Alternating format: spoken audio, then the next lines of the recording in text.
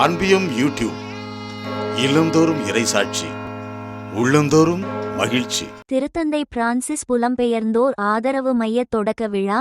திருத்தந்தை பிரான்சிஸ் புலம்பெயர்ந்தோர் மையம் என்பது ஒரு கட்டிடம் மட்டுமன்று, அது ஒவ்வொரு புலம்பெயர்ந்தோருக்கும் நம்பிக்கை, மாண்பு மற்றும் ஓர் இல்லத்தை வழங்கக்கூடிய புகலிடமாக திகழ்கிறது.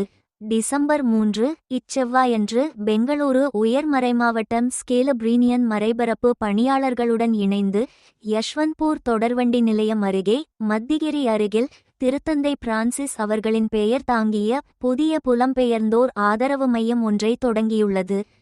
திருத்தந்தை பிரான்சிஸ் புலம்பெயர்ந்தோர் மையம் மற்றும் குறுகிய கால தங்குமிடம், அங்குள்ள புலம்பெயர்ந்த குடும்பங்களுக்கு பாதுகாப்பு, மாண்பு மற்றும் அவர்களுக்கே உரித்தான உரிமையை வழங்குவதை நோக்கமாக கொண்டுள்ளது.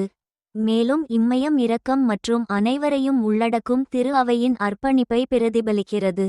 இந்த தொடக்க விழாவில் கர்தினால் சில்வானோ மரியா தோமாசி, பேராயர் பீட்டர் மச்சாடோ மற்றும் பிற திருச்சபை தலைவர்கள் கலந்து கொண்டனர்.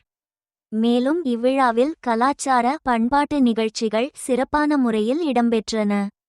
இத்தொடக்க விழாவில் வரவேற்கும் செயல்பாடுகளின் வழியேதான் திரு அவையின் பணி மேலும் வளரும் என்று குறிப்பிட்ட கர்தினால் தோமாசி அவர்கள், இந்த மையம் செயல்களை அடிப்படையாக கொண்ட நம்பிக்கையின் உயிருள்ள சான்றாக திகழ்கிறது என்றும் கூறினார்.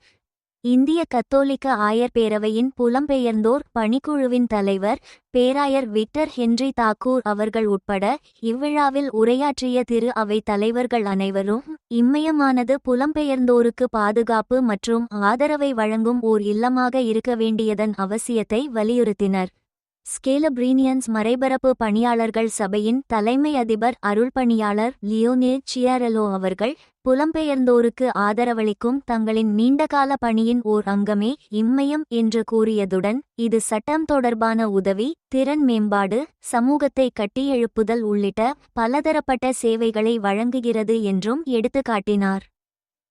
திருத்தந்தை பிரான்சிஸ் புலம்பெயர்ந்தோர் மையம் என்பது ஒரு கட்டிடம் மட்டுமன்று, அது ஒவ்வொரு புலம்பெயர்ந்தோருக்கும் நம்பிக்கை, மாண்பு மற்றும் ஓர் இல்லத்தை வழங்கக்கூடிய புகலிடமாக திகழ்கிறது. இந்த அன்பியம் யூடியூப் சேனலை நீங்கள் ஷேர் பண்ணுங்க, சப்ஸ்கிரைப் பண்ணுங்க, லைக் பண்ணுங்க. Wish you all the best.